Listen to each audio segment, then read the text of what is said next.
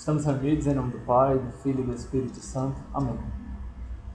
Vinde, Espírito Santo, e enchei os corações dos vossos fiéis e acendei neles o fogo do vosso amor. Enviai, Senhor, o vosso Espírito, e tudo será criado, e renovareis a face da terra. Oremos, ó Deus, que instruíste os corações dos vossos fiéis. Com a luz do Espírito Santo, fazei com que apreciemos retamente todas as coisas, segundo o mesmo Espírito, e gozemos sempre de sua consolação, por Jesus Cristo, Senhor nosso. Amém. Hoje na aula, a gente pretende trabalhar sobre a justiça para com o Criador. Então, diante dessa dimensão, que é especificamente sobre a vocação, diante da dimensão de que a gente veio trabalhando, né? Sobre castidade, sobre amor, sobre personalidade, sexualidade, sensualidade, todos esses termos, mas a última aula hoje é exatamente sobre justiça para com o Criador, que é a resposta do homem para o seu Criador, que é a vocação. Então, como a pessoa não pode ser objeto de prazer, é necessário enquadrar as relações sexuais numa união estável e duradoura de pessoas. Então, vemos aí no nosso segundo slide, porque a questão da vocação nunca pode ser interpretada como um valor da concupiscência e das vitórias humanas, mas como chamado e resposta, como graça e disposição, como condição e possibilidade. Só o amor pode dar uma resposta coerente para as nossas questões vocacionais. O que eu quero dizer? Eu quero dizer que, se nós tentarmos interpretar as vocações como sexo ou não sexo, como casamento e celibato, nós não vamos entender o valor profundo que existe às vocações e até mesmo o ponto de coerência, o ponto de conexão entre elas, né? Só o amor pode dar uma resposta coerente para as nossas questões vocacionais. Se nós continuarmos a interpretar essas questões na lógica de um prazer, numa lógica utilitarista, numa lógica da retribuição, nós não vamos entender as questões chaves vocacionais. Então é necessário nós enquadrarmos isso numa lógica de amor, tá bom? Então, sigamos. Slide 3. A união matrimônio, né? A união precisa ser duradoura, pois não é somente espiritual, mas também material, terrena, das pessoas. O matrimônio está intimamente ligado à existência material e terrena do homem. Assim se explica a sua natural dissolução com a morte. Então, essa união, como ela não é só uma união espiritual, uma união sentimental ou só uma união corporal, ela precisa ser duradoura para ter uma garantia de doação constante. Assim, o amor ele precisa ser integral, ou seja, inteiro. O amor também precisa ser doador, doado, né? Desinteressado. Isso só pode ser conquistado numa união estável, num matrimônio, né? A poligamia vai contra a norma personalista, pois pode-se ter em conta simplesmente a voluptuosidade sexual, o que tem como consequência a degradação da pessoa.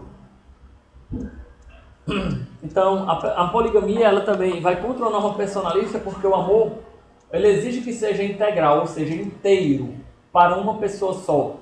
No caso de quem é casado, para o seu cônjuge, para quem é celibatário, para o seu próprio Deus, né? Aquele a quem se dedica, e também para a comunidade. A comunidade de quem é casado é a sua própria família. E assim como eu falei na aula passada, que o sentimento subjetivo não justifica uma lógica de prazer, do mesmo modo, o fato dos dois envolvidos, né, ou mais envolvidos, se concordarem, chegarem a um acordo e concordarem, isso não legitima essa lógica, ou seja, não dá um valor de moralidade, de eticidade a esse tipo de lógica, né? Sigamos para o slide 4. Não é só no momento do divórcio ou da bigamia que a mulher se torna para o homem um objeto representando exclusivamente valores sexuais, e o matrimônio uma instituição que serve para aproveitar-se deles. A mulher nunca foi outra coisa, para esse homem o matrimônio também. Aquilo que os ligava podia ter uma rica substância subjetiva e estar fundado sobre uma expansão de suas afetividades e de sua sensualidade, mas não estava suficientemente maduro para atingir o valor objetivo da união de pessoas. Ou seja, ele vai mostrando que se o matrimônio não for fundado no valor da outra pessoa, enquanto relações intersubjetivas. E olha que quando eu digo que está fundado no valor da outra pessoa, não estou desvalorizando eu mesmo na minha relação. É preciso ter claro que esse valor da outra pessoa não é simplesmente amar e se doar, mas abrir espaço para que o outro se doe também, como a gente vai falar um pouco mais na frente. Então, quando o divórcio ou a bigamia chega, bigamia sem ter 2 casamentos, revela que para o homem ou para a mulher ou para ambos, o outro nunca teve o valor real que ele merecia. Ele era só um objeto do seu prazer. Então, o matrimônio interpretado dessa maneira, ele é nada mais, nada menos do que uma instituição do prazer. Voltando àquele termo que eu usei, é uma relação subjetiva bilateral. Ou seja, eu me aproveito de você enquanto objeto, você se aproveita de mim. E nós concordamos com isso. O matrimônio não é isso. O matrimônio é eu me dou a você, eu dou minha vida por você. E deixo espaço para você doar a sua vida por mim. Então, é claro que ele vai mostrando. O matrimônio ele não pode ser entendido simplesmente como uma expansão da minha afetividade, da minha sensualidade. Mas ele deve estar arraigado no valor objetivo, ou seja, não no valor subjetivo, mas no valor concreto, objetivo da pessoa humana. Sigamos o 5º slide. O homem e a mulher cujo amor não amadurecer profundamente, nem adquirir um caráter de um real união de pessoas, não deveriam casar-se, porque não estão prontos para enfrentar a prova que é o matrimônio. Por outro lado, o que importa não é tanto que o seu amor já esteja plenamente maduro no momento do casamento, quanto que seja suficiente desenvolver-se no quadro do matrimônio e graças a ele. Ou seja, no matrimônio, para a pessoa se unir, não basta, por exemplo, que eu me sinta atraído, que exista uma reciprocidade, que existam condições materiais, eu tenho meu bom emprego, eu tenho minhas condições para isso. Isso não é suficiente para adquirir um matrimônio. É necessário um determinado tipo de maturidade. E quando eu falo aqui maturidade, eu não estou me referindo simplesmente a uma maturidade psicológica, ainda que essa também seja importante. Mas eu estou falando de uma maturidade na ordem do amor, uma disposição constante de me doar, que é o amor. O amor é doar-se, é o dom de si mesmo ao outro, pelo outro, por o outro. Então, o matrimônio ele precisa dessa maturidade. E aqui ele pontuou muito bem. Não necessariamente essa maturidade precisa já estar pronta. E certamente não está. Pelo menos a grande maioria das vezes, a maturidade ainda não está pronta quando o casamento é adquirido. Mas ela tem que estar em vias de estar pronta. Ou seja, ela tem que ter condições para se desenvolver naturalmente, organicamente, dentro do matrimônio, certo? Sem esse quadro, não é possível ter um matrimônio fiel. Claro que nós temos que confiar na graça de Deus, e etc. E rezar para que os casais que não se casaram nessa disposição possam vir a ter. Um caminho de conversão, é claro que é sempre possível. Mas é bom mostrar um caminho que nós, entre aspas, possamos salvar o casamento antes mesmo dele começar a existir. E esse daqui é uma trilha segura que ele aponta, tá certo? Vemos aqui no slide 6. Deste ponto de vista, o homem e a mulher que tiveram relações conjugais a seguir a um matrimônio validamente contraído estão ligados objetivamente por um vínculo que só a morte de um deles pode dissolver. O fato de que, com o tempo, um dos cônjuges ou ambos deixem de querer essa união, nada muda as coisas. Não muda em nada as coisas. Isso é muito pesado de se escutar, preste bem atenção. Porque nós temos que entender que um matrimônio validamente contraído, seguido de uma relação sexual, ou seja, sacramentado, vamos dizer assim, ele cria uma característica objetiva, ou seja, ele existe para além das minhas existências individuais, ou da minha existência ou da minha cônjuge. Por isso não depende só mais do meu querer ou do dela. Existe uma realidade objetiva, e quando eu falo objetivo, eu quero dizer fora de mim e fora dela. Então, nós só conseguiremos entender isso se nós entendermos que o amor ele precisa de uma base duradoura, fiel e integral para se desenvolver. Por quê? Porque o amor ele não é só uma reação bilateral de aproveitamento mútuo, como eu já falei. Ele necessita Não só, o amor ele nunca é unilateral, ele é que se chama de biunívoco, né? Ou seja, uma corrente que vai, mas que também que volta. Quando eu amo, eu não só devo amar, me doar, mas eu devo dar abertura para que o outro ame e se doe. Por isso que se chama biunívoco e não bilateral. Bilateral são dois lados concorrentes e biunívoco são duas mãos, uma que vai e uma que volta. Então, é por isso que o matrimônio precisa ser duradouro. E nós só conseguiremos entender isso numa lógica do Adão, numa lógica de amor, numa lógica de doação.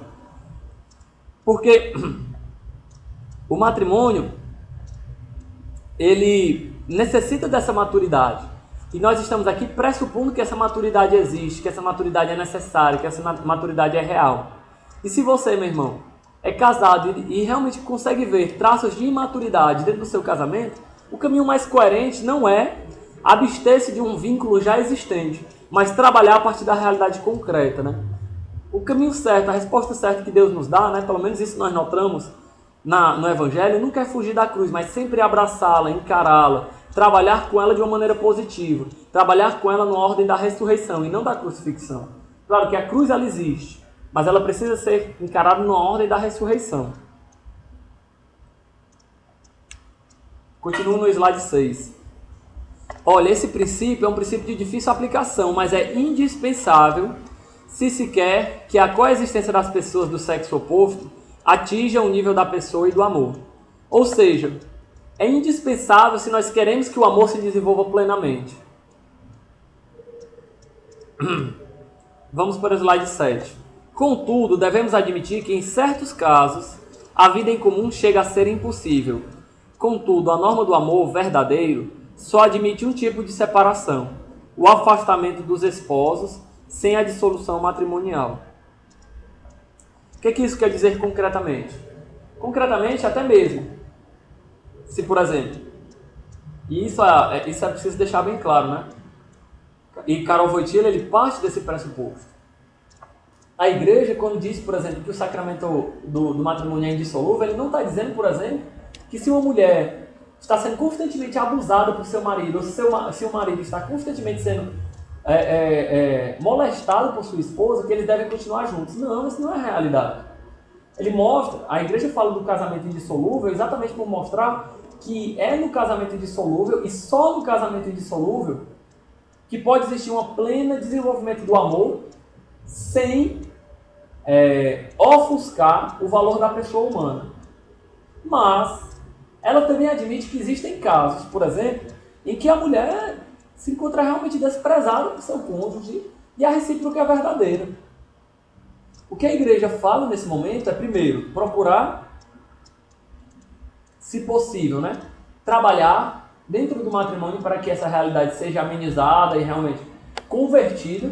E eu falo para vocês que existem testemunhos fortíssimos de conversões dentro do casamento. Isso é uma realidade concreta, real, que nós não podemos nos abster, porque muitas vezes nós optamos pelo caminho mais fácil. Ah, não, vamos separar e etc. Mas, por outro lado, se todas as fichas são investidas e não existe o retorno, é admissível, há um tipo de separação admissível, que é o afastamento dos esposos, mas sem a dissolução matrimonial.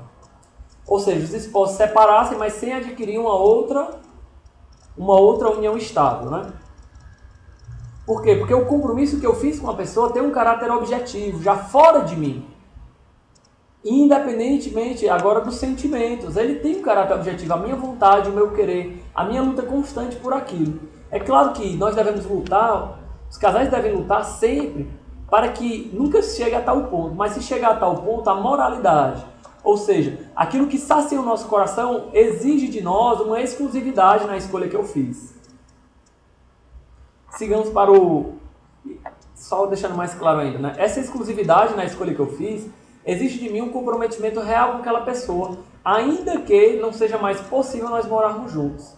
E eu falo para vocês também que eu conheço casos concretos, por exemplo, de que casais que se separaram, mas que, não sei se ambas as partes, mas que da parte do homem, ele continuou lutando por sua esposa e reatou o casamento, né? Por quê? Porque a graça de Deus é eficaz e nós precisamos confiar nisso. Claro que é um caminho natural, que precisamos trabalhar com as nossas escolhas, traçar com as nossas escolhas, com os nossos próprios pés, mas que a graça de Deus está ali, embebendo, direcionando, nos mostrando como um vento. O Espírito Santo vai nos mostrando nesse caminho como um vento. Sigamos então para o slide 8. As considerações anteriores dão-nos uma base segura e firme para compreender o matrimônio, agora como instituição. Afinal, ele não pode ser simplesmente resumido nas relações sexuais do par, nem na ligação espirituais dos noivos.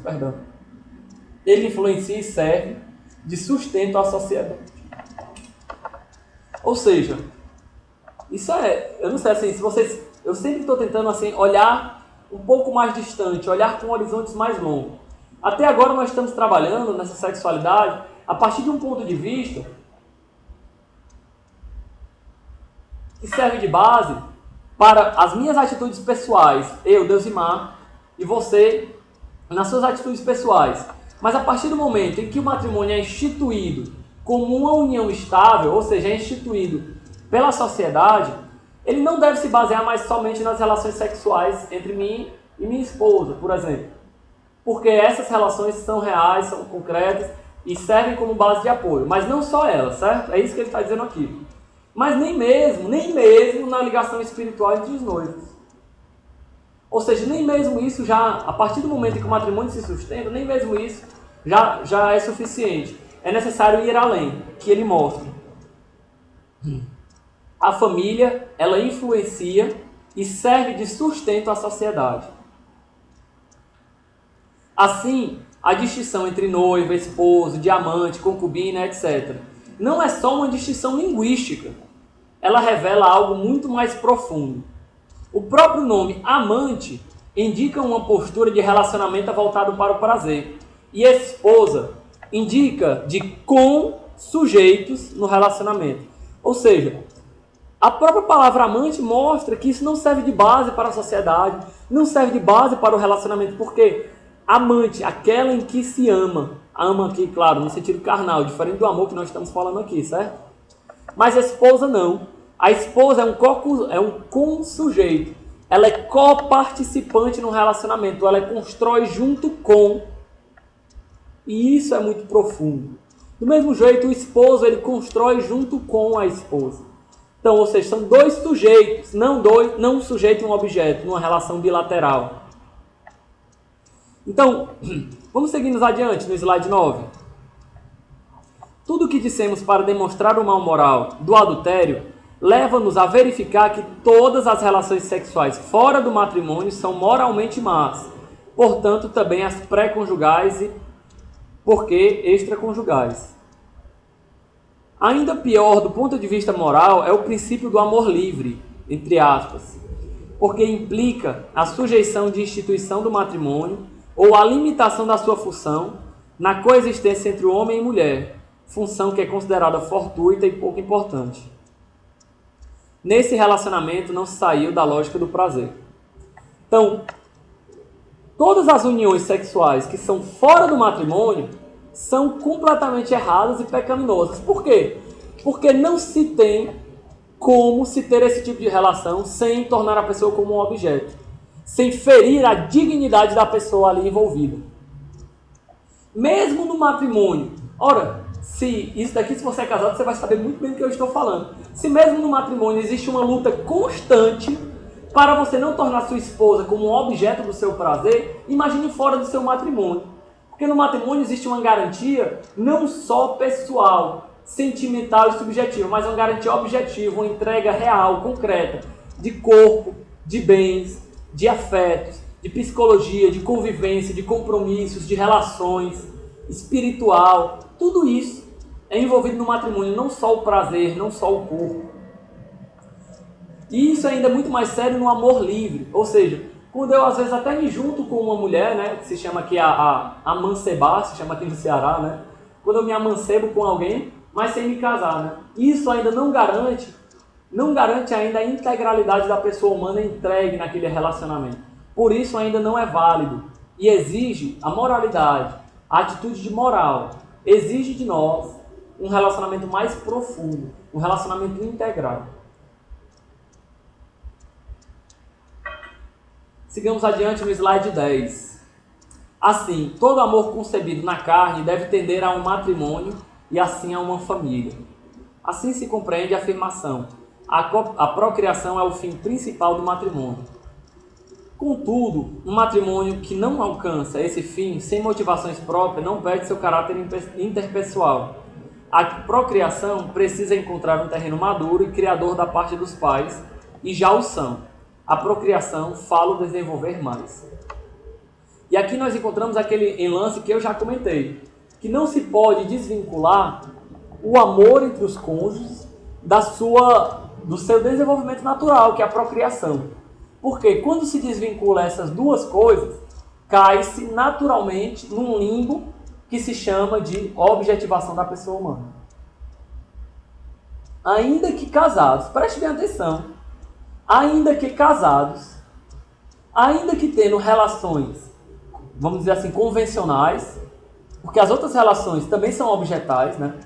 E eu quero deixar esse balão em aberto que eu quero comentar. Ainda que numa relação convencional, né, através do pênis e da vagina, quando se quebra esse vínculo da procriação dentro do casamento, se está objetivando a pessoa. Porque já não está preocupado num amor integral. E lembremos que o amor ele é sempre frutífero, né? O amor de Deus na nossa vida gera frutos concretos. O meu amor na vida da minha esposa também deve gerar frutos concretos, que é o filho. Quando se quebra isso, se perde o vínculo de amor verdadeiro, porque se torna ali, se considera ali simplesmente o prazer. O prazer. Mesmo no casamento, dentro da igreja, mesmo numa relação natural, se perde o vínculo do amor. Então, além disso, contudo, entenda bem, o que eu estou dizendo aqui, que a procriação, eu não estou dizendo que a procriação é a coisa mais importante na relação sexual. Eu não estou dizendo isso. São as duas coisas, a união do casal e a procriação. E não pode se desvincular as duas coisas. Não pode. Porque se desvincula, perde-se o vínculo do amor e cai no limbo da objetivação da sua esposa. Então vejamos. Isso não quer dizer, por exemplo, que os casais que são inférteis não podem ter um matrimônio real. Não. Isso não quer dizer isso. Porque se ele não alcança esse fim por fora das suas motivações próprias, essa relação não perde seu caráter interpessoal. Porque quando você se entrega ali, você não se entrega pela metade, se entrega inteiro. É claro que por uma impossibilidade física, você vai acabar não tendo o fruto natural que é o filho. Mas isso não é um problema na sua disposição de coração. Você entende que é completamente diferente quando existe uma disposição de barrar artificialmente o fruto natural, porque o que está contando aqui é a disposição de coração. Claro que a consequência objetiva, a consequência concreta também conta, que é o filho. Mas o filho é uma parte da análise que está sendo desenvolvida aqui, e não todo. Porque, por exemplo, as análises, o mundo maniqueísta, né, que a gente já rebateu contra, ele admite a relação sexual simplesmente para a procriação, mas esse não é o posicionamento da igreja. Não é. A relação sexual, isso é bem claro no catecismo da Igreja Católica, é para a união do cônjuge e também para a procriação. E essas duas coisas não podem ser desvinculadas.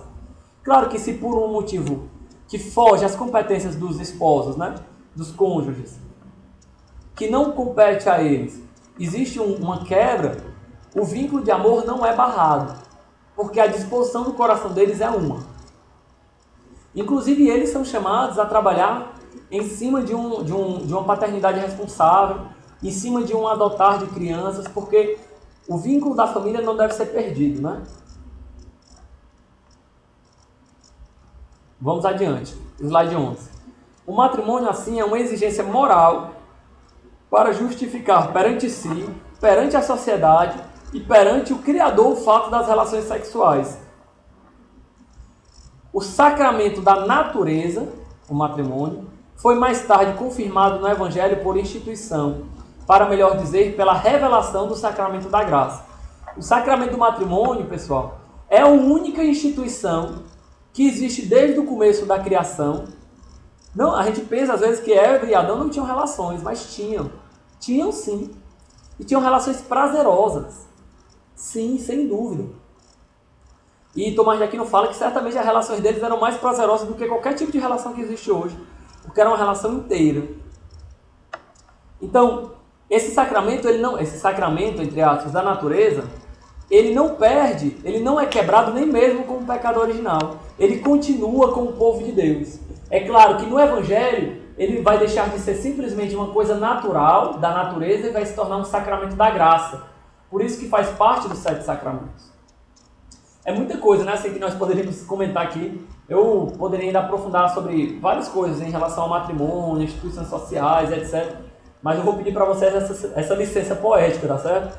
Porque é muita coisa mesmo, né? Se nós pudéssemos comentar. E não só delongaria demais o curso, mas é muito cansativo para mim, né, também falar. Então eu vou terminar de ler o slide e vou voltar àquele adendo que eu deixei sobre as relações sexuais não convencionais, né? O matrimônio precisa ser justificado perante o Criador e precisa da sua aprovação, pois é uma mútua doação, uma vez que os noivos são propriedade do Criador. É preciso que ele aprove esse dom recíproco. Ou seja, quando nós entendemos que o Criador nos criou e nos fez, nós precisamos entender que não basta que eu aceite meu matrimônio, que a sociedade aceite meu matrimônio. É necessário uma confirmação do Criador. E é por isso que se fala, o nome desse tópico é justiça para com o Criador. Porque é necessário que nós tenhamos uma visão de que nós não somos nossos, mas do Criador. Nem mesmo a vida nos pertence. Nem mesmo a vida nos pertence. Quem de nós aqui deu a vida a nós mesmos? Quem de nós aqui, nós até podemos tirar a nossa vida, mas como um abuso da nossa liberdade. Então, eu deixei um tópico em aberto, eu queria retomar, mas como um adendo, fora dessa perspectiva, dessa linha racional, né? Queria falar que mesmo dentro de uma relação de casamento, mesmo dentro de uma relação de uma união estável, duradoura, comprometida, existem certos tipos de relações que são imorais. Não são nem amorais, não. São imorais, são completamente erradas. Que são as relações, por exemplo, de sexo, nós chamamos de sexo anal e sexo oral. Isso, na verdade, e outros tipos de carícias, né? Como, e aí eu não vou seguir adiante, né, sobre isso. Mas esses tipos de relações, eles são profundamente imorais, porque eles vão contra a naturalidade de como as coisas realmente acontecem. Vejam bem, por exemplo, a mulher, ela não tem um órgão, um nervo de prazer, por exemplo, no ânus nem na boca. Então, é claro que o prazer também não só envolve o corpo, né? Um prazer simbólico, e talvez por isso as mulheres acabam se submetendo a determinado tipo de coisas, né? Então, é preciso a gente ter claro que é muito abusivo. É muito abusivo. Ainda que, como foi falado, ainda que os dois lados, né, se aceitem isso, ainda que os dois lados aceitem esse tipo de relacionamento, é muito abusivo. E não leva em conta a pessoa como um todo. Então, esses tipos de relacionamentos, na verdade, eles não aumentam o vínculo entre as pessoas, mas eles deturpam o sentido original do amor, o sentido original da doação, né? E até mesmo, assim, né? Para vocês terem ideia, até mesmo é ruim, e isso causa problemas concretos, né? Se a gente for pesquisar na sala de psicologia, isso são problemas concretos que existem entre os matrimônios, né? Por exemplo, quando o homem não se preocupa com o orgasmo da mulher, porque do homem é mais rápido. Isso são problemas concretos, porque naquela relação o homem acaba não se preocupando com o valor integral da mulher. Do mesmo jeito que no sexo anal, no sexo oral, isso acaba sendo muito abusivo. E ainda que a pessoa se submeta, talvez para salvar o matrimônio, etc, etc. Isso, na verdade, você está aprofundando um buraco que causa uma ferida profunda no nosso coração. Porque a boca não foi criada para aquilo, o ânus não foi criado para aquilo. É um problema de ordem natural, é um pecado contra a natureza. Então, fechando parênteses, né? E sem aprofundar tanto nisso, queria seguir para o slide 12. Nas relações conjugais entre o homem e a mulher, duas ordens se encontram: o da natureza, cujo fim é da procriação, e a ordem das pessoas, que se exprime no amor e tende para a sua mais perfeita realização. Como eu falei, procriação e união dos cônjuges.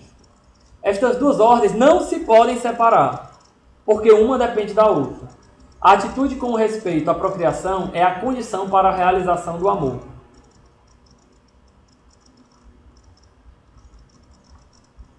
Sigamos para o próximo slide. Slide 13. A vida conjugal, considerada objetivamente, não é uma simples união de pessoas, mas uma união de pessoas em relação com a procriação. Ou seja, não é simplesmente uma união de pessoas. Porque uma união de pessoas pode ser amizade, pode ser companheirismo, etc.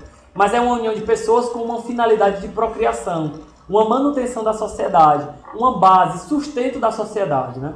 E vários filósofos pensaram isso, inclusive Hegel, né? Hegel, Aristóteles, entre outros. Uma observação, né? O método filosófico usado por Karol Wojtyla é um método dialético, hegeliano. E uma base filosófica que Karol Wojtyla usa é Tomás de Aquino, que tem uma raiz profunda no aristotelismo, né? Então, essas bases, esses fundamentos que ele está dando, existe uma moral sexual, uma teologia aqui? Existe. Mas isso daqui é profundamente arraigado numa filosofia profunda, né?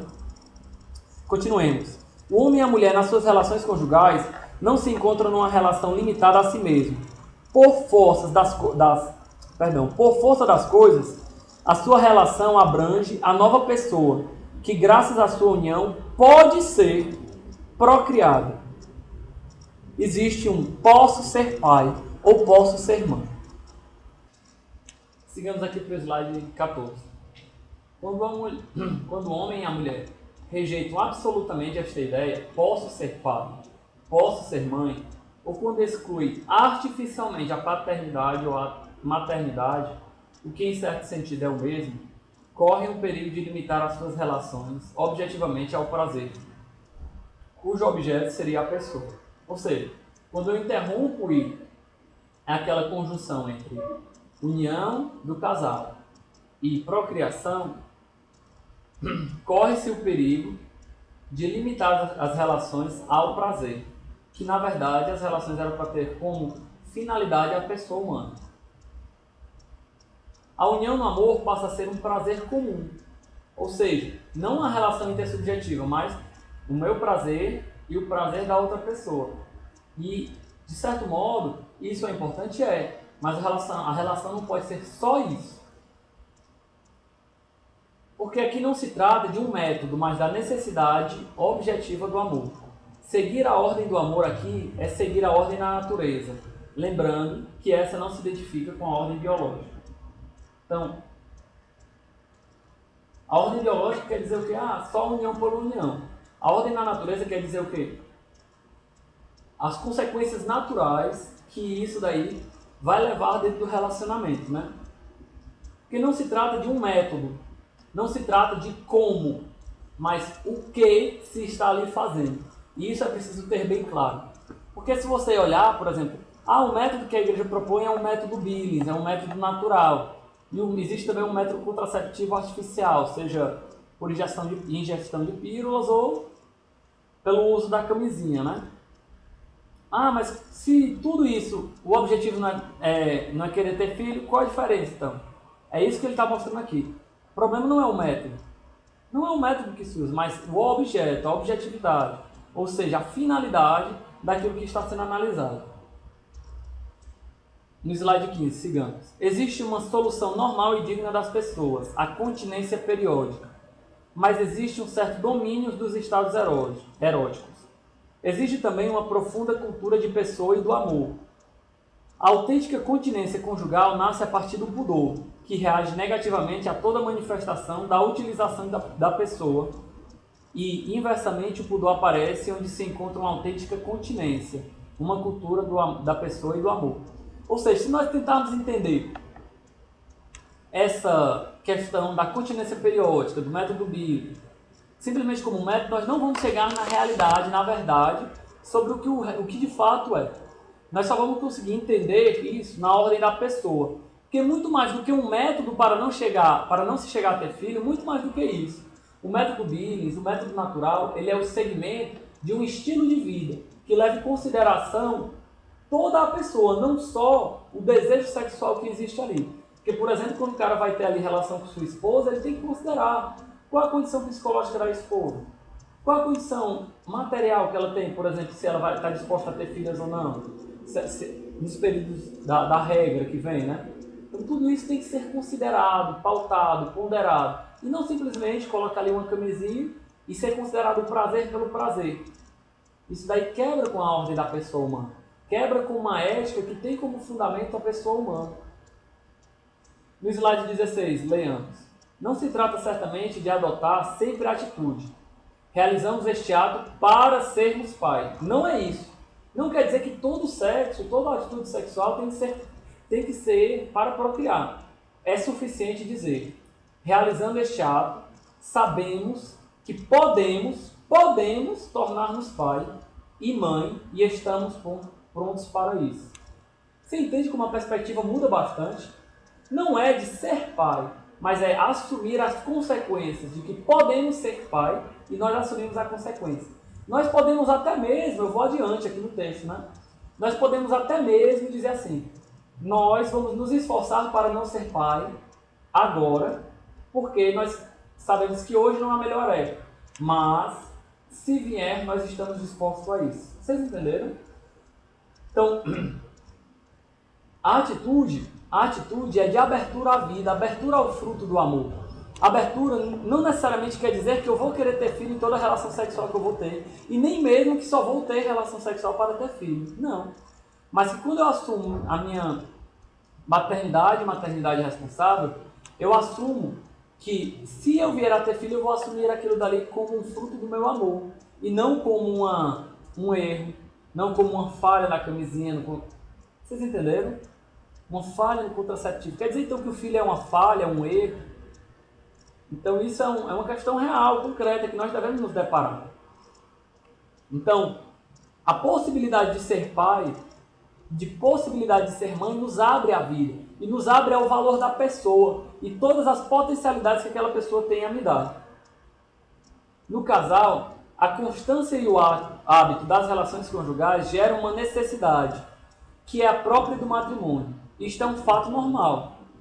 Assim, a renúncia periódica não cessa de encontrar resistência, mas com uma finalidade objetiva do amor.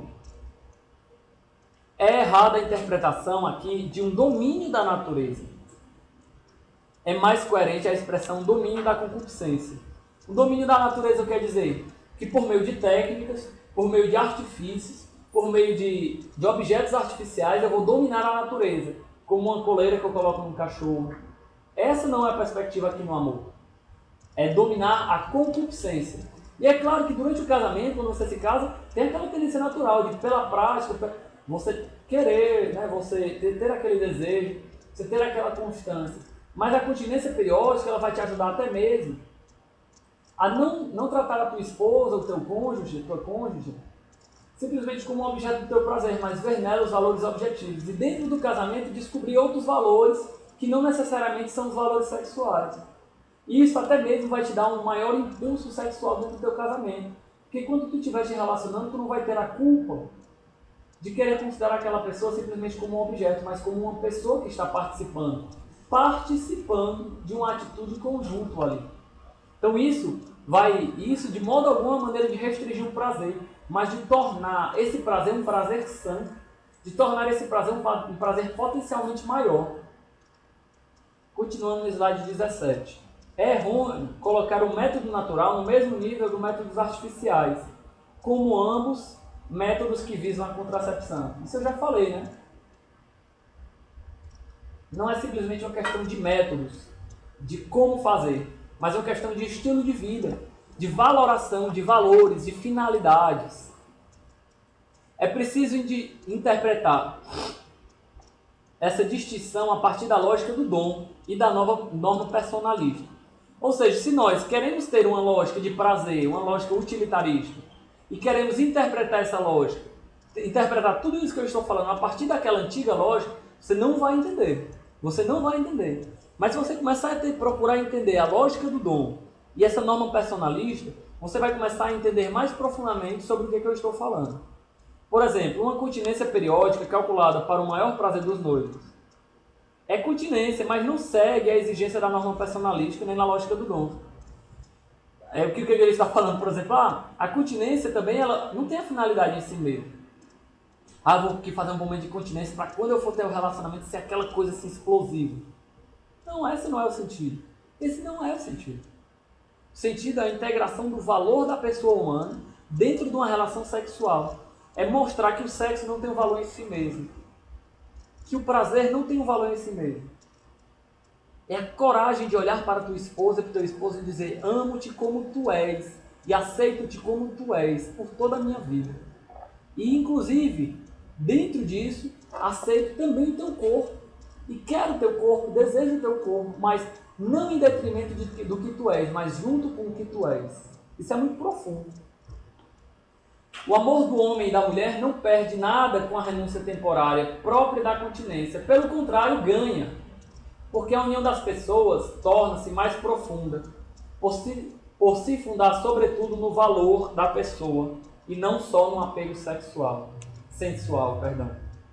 Sigamos. O homem só é justo para com Deus Criador na medida em que ama os homens. Mas, como são pessoas, participam conscientemente da obra da criação. Deste ponto de vista, são participantes do Criador. Por esta razão, é impossível comparar as relações conjugais com a vida sexual dos animais, sujeito ao instinto. É claro que o impulso sexual no homem é uma coisa forte, mas de modo algum o impulso sexual do homem é comparável com o instinto sexual dos animais, que é só instinto. Entendeu? E por quê? Porque, de certo modo, o homem participa conscientemente da obra criadora de Deus Pai. E agora, é preciso também, dentro da lógica do dom, nós entendermos a vocação ao celibato, a vocação à vida religiosa. Essa vocação, ela deve ser entendida também na lógica do dom, porque, como eu falei, assumir uma vocação não faz referência direta ao sexo. Eu vou me casar porque eu não aguento passar minha vida toda sem ter sexo. Meu amigo, você está fazendo esse discernimento pelo caminho errado, certo? Assumir uma vocação deve ser entendida no amor. No amor. Eu vou me casar, eu vou contrair matrimônio porque eu acredito, porque eu sei que as minhas estruturas vão amar melhor por este caminho. Eu vou assumir uma vocação celibatária porque eu acredito, porque eu sei, porque eu vejo que as minhas estruturas vai amar melhor me doando mais à comunidade, não a uma pessoa específica. A questão não deve ser quanto de sexo que eu vou ter ou quanto de prazer que eu vou ter, mas quanto de amor que eu vou dar. E isso é o fundamental para assumir a vocação. Isso é a lógica do dom, que nós precisamos interpretar toda a nossa vida segundo uma lógica de amor e de doação. Então, na vocação, a justiça ela exige uma igualdade. Mas a igualdade perfeita só é possível onde há igualdade das partes, igualdade das pessoas. Deste ponto de vista, é impossível para o homem prestar plena justiça ao seu Deus. O dom de si tem então outra raiz, não a justiça, mas o amor. Eu vou ler novamente. O dom de si tem então outra raiz, não da justiça, mas do amor. Claro que o amor ele não nega a justiça, mas ele supera a justiça, ele cumpre a justiça e ainda vai além disso. Ao mesmo tempo, o amor eleva a relação do homem com Deus, coisa que a justiça por si só não pode fazer, porque não está orientada para a união das pessoas, ao passo que o amor tende a isso. Ou seja, o amor, além das relações entre as pessoas, nos aponta a uma relação maior com Deus, que a justiça por si só não consegue contemplar. A relação do homem com Deus, assim entendida, dá o seu pleno significado à ideia da virgindade. Ou seja, a virgindade ela não é uma negação da sexualidade, mas ela é uma assunção da sexualidade em Deus. É entregar todas as suas potências sexuais a Deus. O celibato é isso. A razão profunda do celibato não se encontra numa melhor comodidade de vida. Você é celibatário, porque as mulheres são complicadas. E são mesmo, né? A gente nota que isso é real, mas a gente não assume o celibato por causa disso. Nós assumimos o celibato. Não vou assumir o meu celibato aqui porque me casar com homem é uma coisa complicada. Não, essa não é a realidade. Não, eu vou assumir meu celibato aqui porque eu quero ser mais santo. Não, essa não é a realidade. Não é. Assumir o celibato, assumir a virgindade, só tem pleno consentimento numa ideia de querer prestar a Deus um amor sincero, verdadeiro, concreto, e prestar aos homens um verdadeiro amor concreto.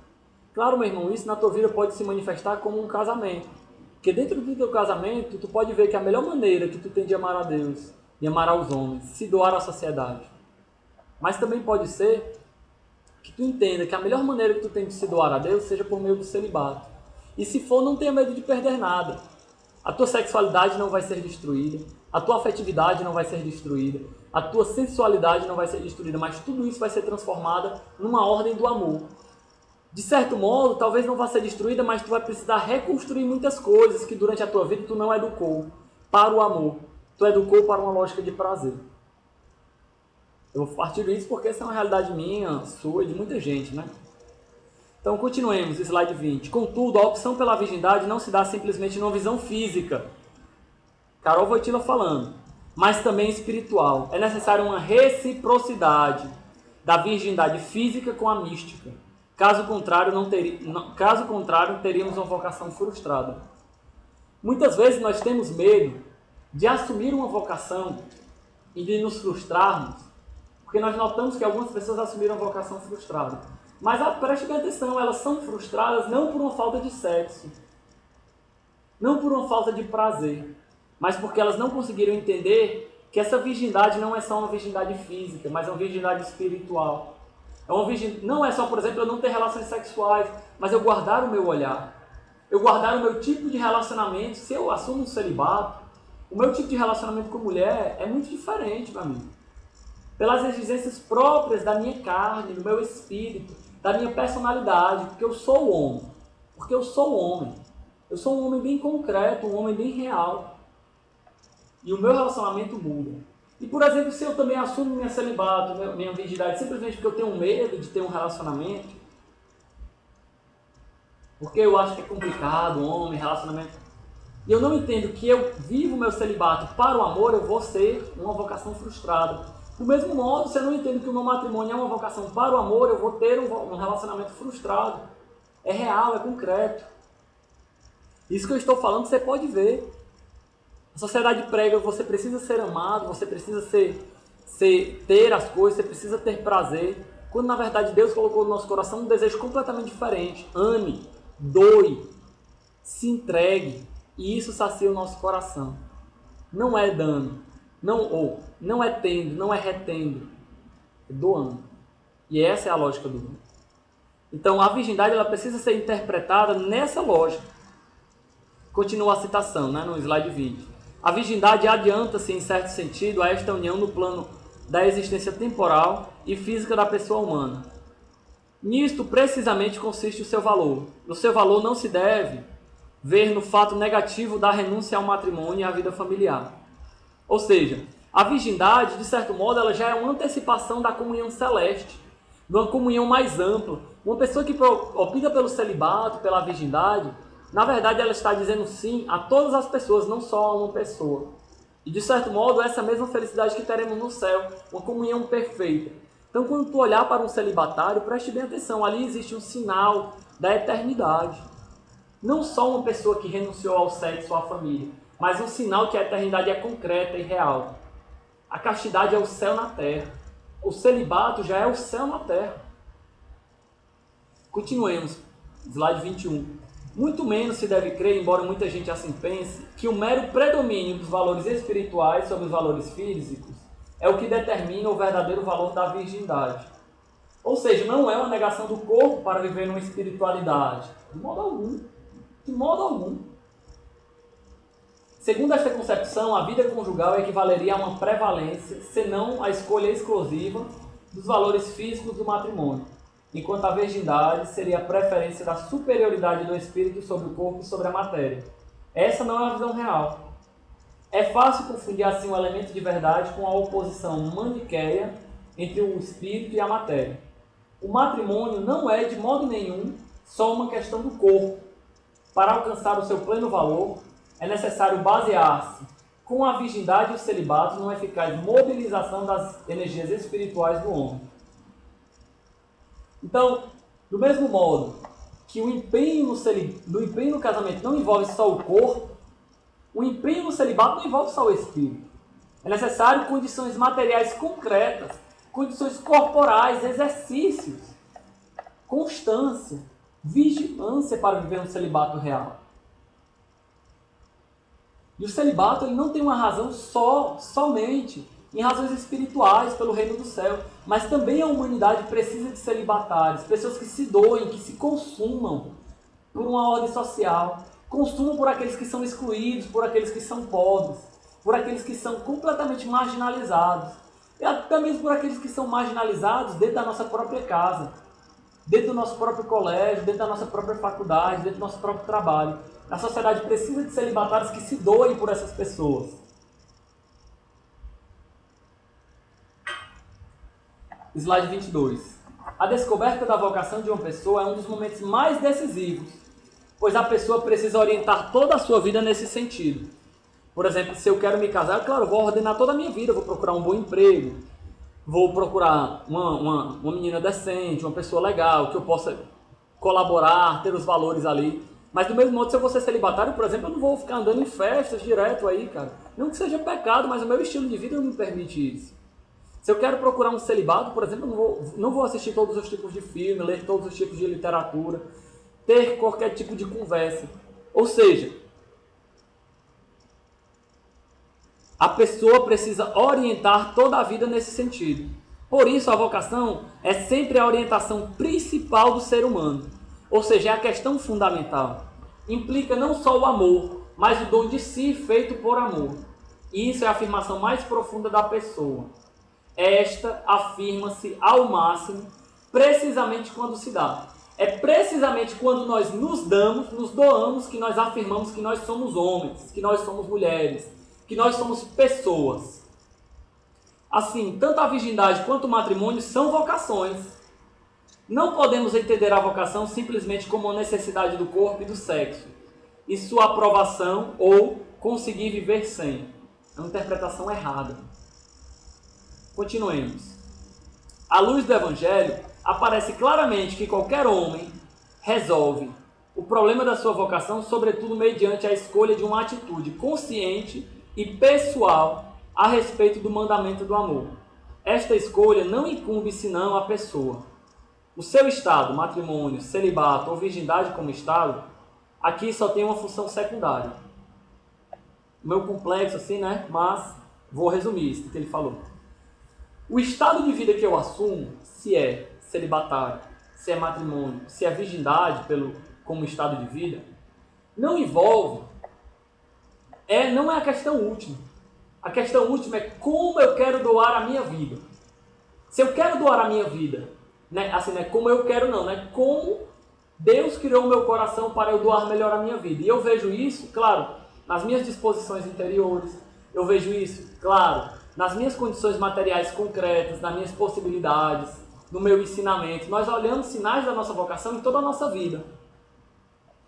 Então essa escolha, pelo celibato, ou pela vida matrimonial, ou pela vida em virgindade, ela é uma escolha primeira que pressupõe uma escolha de como eu devo amar primeiro. Se eu olho sinceramente na minha vida e vejo que eu fui criado para amar dentro de uma família, eu vou me educar e vou trabalhar toda a minha vida para que eu consiga ser um bom pai de família, uma boa mãe de família.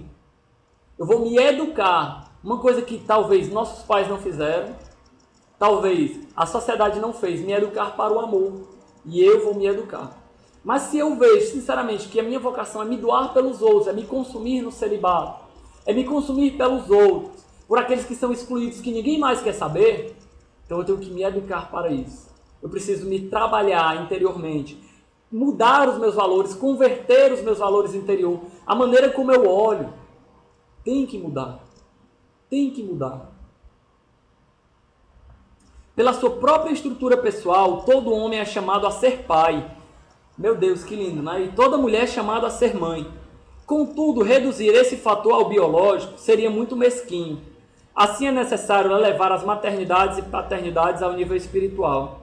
Assim se cria, no sentido do cuidado das virgens e celibatários, bem como a educação prestada aos filhos.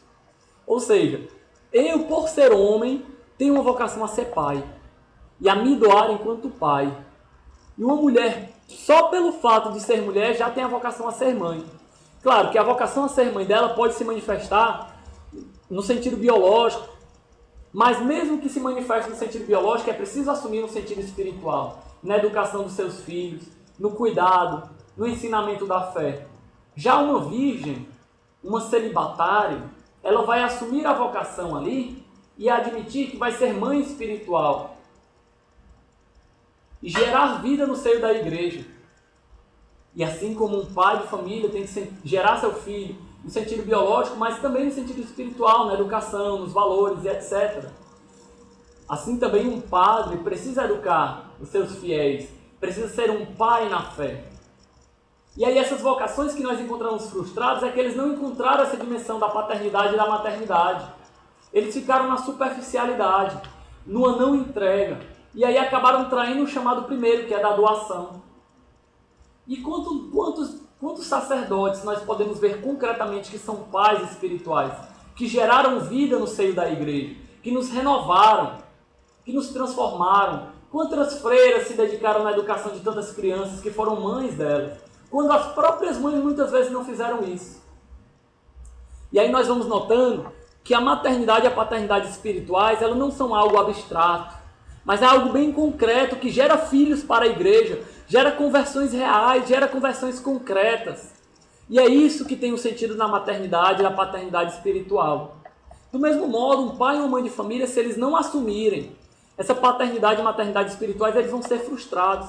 Quão triste é, por exemplo, você ver uma criança chegando em casa com um caderno lá, no seu caderninho do colégio, com um pênis desenhado, o pai não conhece isso, não vê, não acompanha o caderno dele. Que triste. Quão triste é, por exemplo, o pai não saber qual é a educação sexual que se dá dentro do colégio que ele está matriculado, que não se preocupa, por exemplo, em saber qual é o tipo de relacionamento que ele tem lá no colégio. Esse pai é um pai no sentido biológico, mas não é um pai no sentido espiritual. Quão triste é ver essa multidão de crianças, de jovens e adolescentes que só fazem sua catequese dentro de uma paróquia, durante o período de um ano, e não vivem uma catequese renovada. Isso são pais e mães que estão traindo a sua paternidade e a sua maternidade. Porque prometem no casamento. Lembrem das palavras do ordinário romano, quando ele vai instituir o casamento de duas pessoas. Prometem educar os seus filhos na fé. E o que é que eles respondem? Sim, prometo. E a partir do momento que eles não fazem isso, eles estão traindo a sua vocação ao matrimônio. Estão traindo a sua vocação à paternidade e à maternidade. Quão triste é.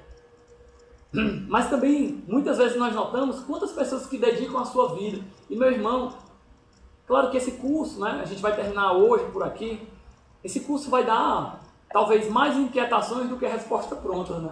Para que você pesquise, para que você vá atrás. Né?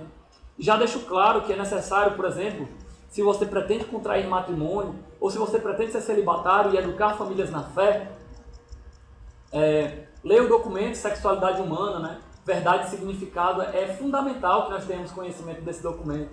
Da Humanae Vitae. É fundamental que nós tenhamos conhecimento. Bem como a Familiares Consórcio, né? Procurarmos realmente termos uma formação, sairmos dessa mediocridade, porque isso depende do futuro da humanidade. Isso depende do futuro da humanidade. Porque a família hoje está sendo destruída. E eu coloco, né, me disponibilizei para poder preparar esse curso como um apelo de Deus. Porque a família está sendo destroçada nos seus valores. E eu realmente senti vontade de fazer isso, apesar de todas as dificuldades, apesar de todos os empecilhos, né? E claro, apesar das minhas próprias dificuldades, que não sou certamente a melhor pessoa para falar sobre isso, mas com um empenho, com um desejo de fazer o melhor, com um desejo de restaurar o valor da família, né? E isso vai depender muito, não só de mim que fiz isso, mas de você, de levar esses ensinamentos para a sua vida cotidiana. Rezemos. Senhor, nós te pedimos a fidelidade aos bons propósitos sentidos em nosso coração. Peço a intercessão da Santíssima Virgem Maria, para que ela seja sempre o nosso modelo. Rogai por nós, Santa Mãe de Deus, para que sejamos dignos das promessas de Cristo. Em nome do Pai, do Filho e do Espírito Santo. Amém.